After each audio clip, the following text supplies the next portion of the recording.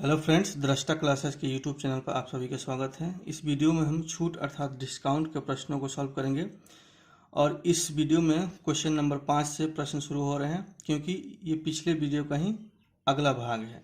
तो चलिए शुरू करते हैं। प्रश्न दिया हुआ है कि 80 रुपया अंकित मूल्य वाली एक वस्तु को 68 रुपये में बेचा जाता है, छूट की दर ज्ञात कीजिए।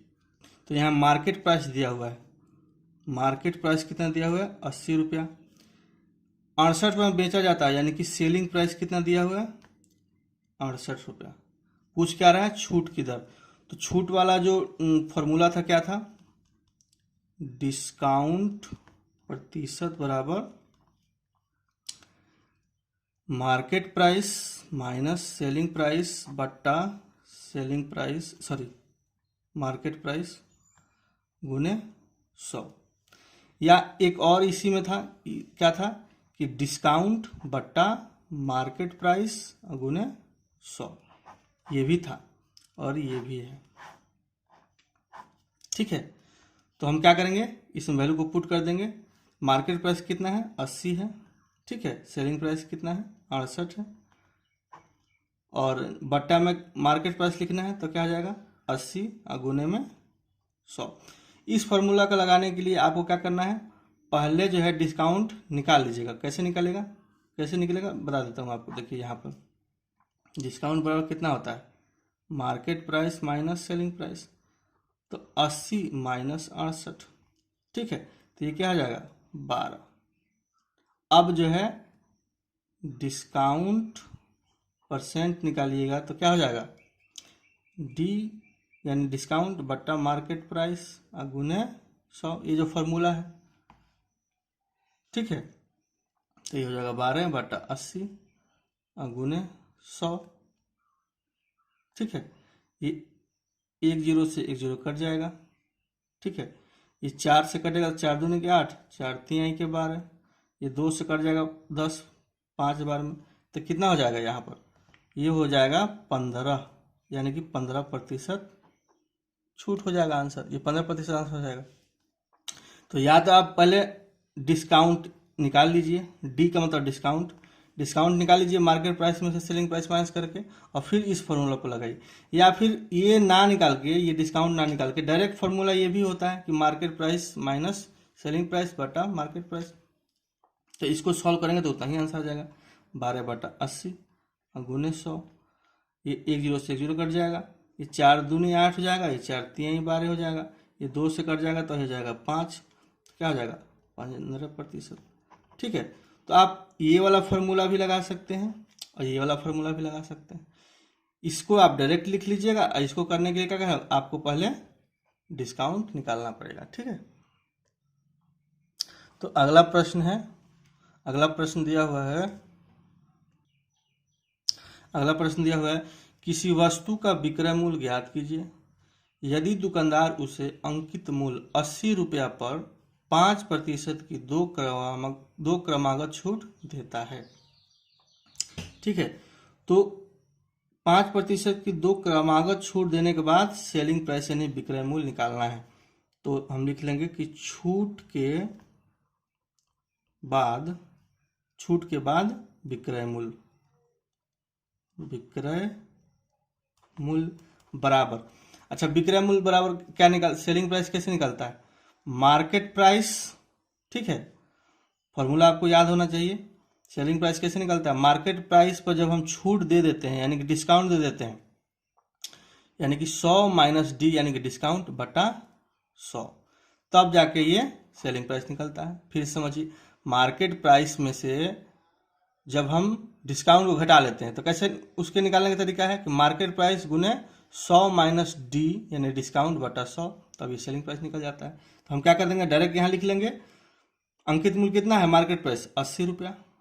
ठीक है, और 5% की दो क्रमागत यानी कि 2 बार 5% की छूट देता है। तो यहाँ 100 माइनस डी है ना, यानी कि 100 में से 5% निकाल देंगे तो क्या हो जाएगा? 95%। और चूंकि दो क्रमागत यानी 2 बार बोल रहा है तो यानी कि एक बार और लिख देंगे घटाकर 95 बटा 100। 5% की दो क्रमागत यानी कि एक एक बार में 5% ये हो गया, 5% डिस्काउंट करके 95% हो गया, और फिर दूसरी बार में 5% डिस्काउंट करके 95% होगा। इसको सॉल्व कर लेंगे, आंसर आ जाएगा। इस सबको गुना करेंगे तो कितना हो जाएगा? 80 95 95 गुना करिएगा तो कितना हो जाएगा?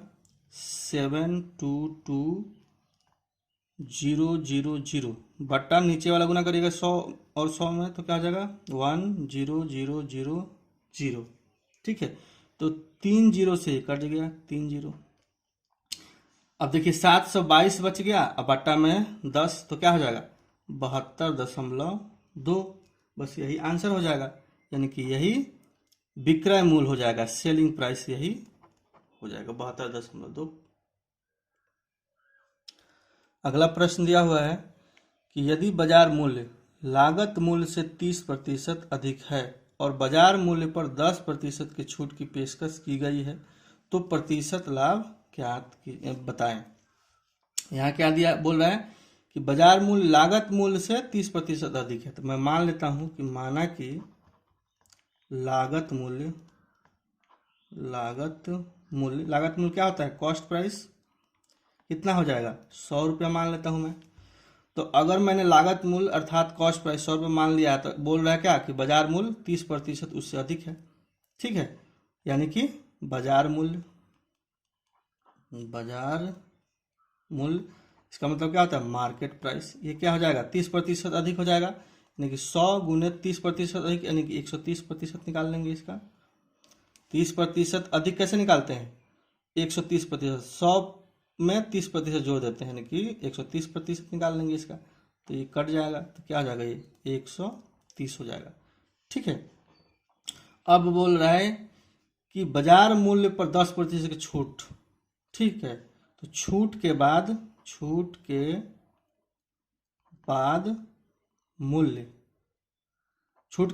मूल्य क्या होता है? उसको बोलते हैं सेलिंग प्राइस। छूट देने के बाद जो हम मूल्य चुकाते हैं उसको बोलते हैं सेलिंग प्राइस। तो बाजार मूल्य कितना है? 130 रुपया। ठीक है, और छूट कितना दिया है? 10%, यानी क्या हो जाएगा? ये 10% छूट दे देगा तो कितना बचेगा? 90%। वही ला फॉर्मूला है ना, 100 माइनस डी बट्टा 100। ठीक है, यही करते हैं ना हम। तो वही मैंने डायरेक्ट कर दिया कि 100 में से ये 10% माइनस कर दिया, कितना हो जाएगा? 90%। तो 1 जीरो से 1 जीरो, 1 जीरो से 1 जीरो, तो 13वां 117 हो जाएगा। ठीक है, तो कॉस्ट प्राइस यहाँ है, सेलिंग प्राइस यहाँ है, पूछ क्या रहा है? प्रतिशत लाभ। तो लाभ प्रतिशत निकालने के लिए क्या हो जाएगा? Selling price minus cost price. Selling price में से कॉस्ट प्राइस निकाल देंगे तो क्या हो जाएगा? लाभ निकल जाएगा, बट्टा कॉस्ट प्राइस और गुने 100, चूंकि प्रतिशत निकालना है। ठीक है, तो ये क्या हो जाएगा? 117 माइनस 100 बट्टा 100 और गुने में ये 100। सेलिंग प्राइस कितना है? 117। कॉस्ट प्राइस कितना है? 100। और चूंकि लाभ निकालना है तो बट्टा में 100 कॉस्ट प्राइस होगा, क्योंकि लाभ जो है कॉस्ट प्राइस पर कैलकुलेट होता है, तो बट्टा में कॉस्ट प्राइस हो जाएगा, तो कितना? 100 है। और गुने में 100 की इसलिए क्या है? क्योंकि प्रतिशत निकाल रहे हैं, तो ये क्या हो जाएगा? ये हो जाएगा घट के 17। अच्छा, ये तो कट जाएगा, गुना में है तो कट जाएगा, तो ये क्या हो जाएगा? सिर्फ 17 हो जाएगा, तो ये ही 17% आंसर हो जाएगा। ठीक है, अगर यहाँ पर आप लोगों को समझ नहीं आया होगा तो फिर से ये समझ लीजिए कि ये जो मैंने लिखा है, जैसे कि होता है ना, सेलिंग प्राइस बराबर मार्केट प्राइस गुने 100 माइनस डिस्काउंट बटा 100। सिर्फ मैंने इतना लिख दिया था, ये पूरा होता है, मैंने ऐसे ही लिख दिया था क्योंकि मुझे लगा कि आप उसको समझ में आएगा। ठीक है, और आता भी होगा, तो मैंने ये शॉर्ट करके लिख दिया है। यहाँ 100 माइनस डिस्काउंट यानी कि 10% माइनस कर दिया तो क्या हो जाएगा? 90 हो जाएगा। और मार्केट प्राइस कितना है? 130 है, सेलिंग प्राइस निकल जाएगा। तो ये फॉर्मूला होता है, मैंने ऐसे समझाने के लिए एक वर्ड लिख दिया था। ठीक है, अगला प्रश्न दिया हुआ है कि नेहा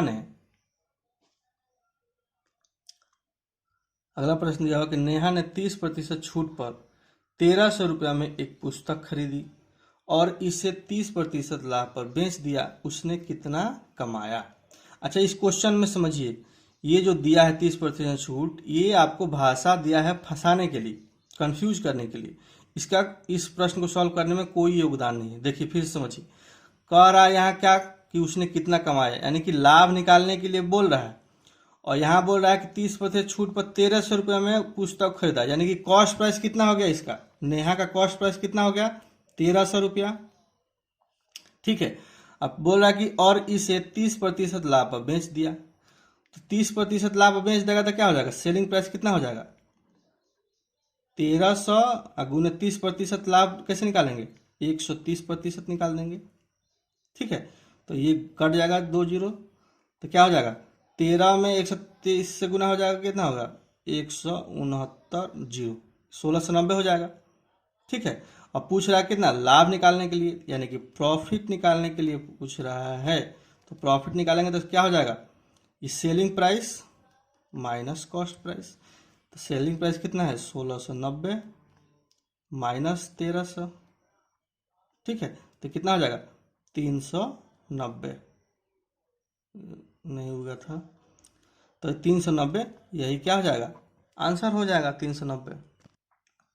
या इस प्रश्न को ऐसे भी कर सकते थे कि कॉस्ट प्राइस 1300 रुपये दिया था और यहाँ क्या बोला कि 30% का लाभ पर बेच दिया, तो उसने कितना कमाया पूछ रहा है, तो हम डायरेक्ट प्रॉफिट निकाल लेते, किस पर, कॉस्ट प्राइस पर। तो कॉस्ट प्राइस पर 30% निकाल लेते प्रॉफिट, तो 1300 रुपया का 30% निकाल लेता मैं, तो हमारा क्या आ जाता, जितना कमाया है वो निकल के आ जाता। तो ये 2 जीरो से 2 जीरो कट जाएगा, तो क्या हो जाएगा, 33 यानी 390, यही आंसर हो जाएगा। तो ये भी एक कंसेप्ट है, मतलब इस क्वेश्चन में ये जो शुरू वाला लाइन दिया है कि 30% छूट पर 1300 रुपये में एक पुस्तक खरीदा था, ये जो है कंफ्यूज करने के लिए, फंसाने के लिए दिया हुआ है। जबकि यहाँ निकालना क्या है, प्रॉफिट निकालना है। यहाँ दिया हुआ है कि 30% पर लाभ पर बेच दिया है, यहाँ कॉस्ट प्राइस दिया हुआ है, तो इसका कुछ यूज ही नहीं है। ठीक है, तो आप लोगों को ध्यान रखना है कि क्वेश्चन में क्या ज़रूरत है। ठीक है, फंसाने के लिए भाषा में कुछ भी एक्स्ट्रा लाइन जोड़ देता है। अगला प्रश्न है कि एक दुकानदार अपने ग्राहकों को 20% छूट देकर भी 25% लाभ अर्जित करता है। उस वस्तु का अंकित मूल्य क्या होगा जिसका क्रय मूल्य दुकानदार के लिए 600 रुपया हो। तो इस क्वेश्चन में क्या क्या दिया हुआ है पहले लिख लेते हैं। यहाँ डिस्काउंट दिया हुआ है, डिस्काउंट दिया हुआ है कितना, 20%। डिस्काउंट दिया हुआ 20%। प्रॉफिट कितना दिया हुआ है, प्रॉफिट दिया हुआ है 25%। ठीक है, दुकानदार के लिए 600 रुपया क्या है, ये क्रय मूल्य यानी कि कॉस्ट प्राइस दिया है 600 रुपया। और पूछ क्या रहा है, अंकित मूल्य क्या होगा, यानी कि मार्केट प्राइस पूछ रहा है। ठीक है, तो हम फॉर्मूला लगा देंगे, कौन सा फॉर्मूला, सीपी यानी कॉस्ट प्राइस गुने 100 प्लस प्रॉफिट यानी कि पी बटा 100 बराबर मार्केट प्राइस गुने 100 माइनस डी यानी कि डिस्काउंट बटा 100। अच्छा, ये देखिए कॉस्ट प्राइस पर जब प्रॉफिट जोड़ देते हैं तो क्या बन गया, ये सेलिंग प्राइस। ठीक है, और मार्केट प्राइस में से जब डिस्काउंट माइनस कर देते हैं तो ये भी सेलिंग प्राइस बन जाता है। तो दोनों को, ये इस सेलिंग प्राइस को इस सेलिंग प्राइस को दोनों को क्या कर दिया है, इक्वल कर दिया है इस फॉर्मूला में। तो फॉर्मूला को भी समझना जरूरी है। अब इसमें वैल्यू पुट कर देंगे, कॉस्ट प्राइस दिया है 600 रुपया गुने 100 प्लस प्रॉफिट, प्रॉफिट कितना है 25, तो क्या हो जाएगा 100 प्लस 25 125 बट्टा 100 बराबर मार्केट प्राइस गुने, यहाँ डिस्काउंट कितना दिया है 20, तो 100 में से 20 चला जाएगा तो कितना हो जाएगा 80 बट्टा 100। तो ये नीचे नीचे 100 कट जाएगा। ठीक है, तो मार्केट प्राइस क्या हो जाएगा 600 गुने 125 बट्टा 80 हो जाएगा। ठीक है, तो 1 जीरो से ये 1 जीरो कट जाएगा। अच्छा, इसको गुना कर देंगे तो क्या हो जाएगा 25 छक्का 150, 150 और 600 750 यानी कि 7500 बट्टा 8 हो जाएगा ये।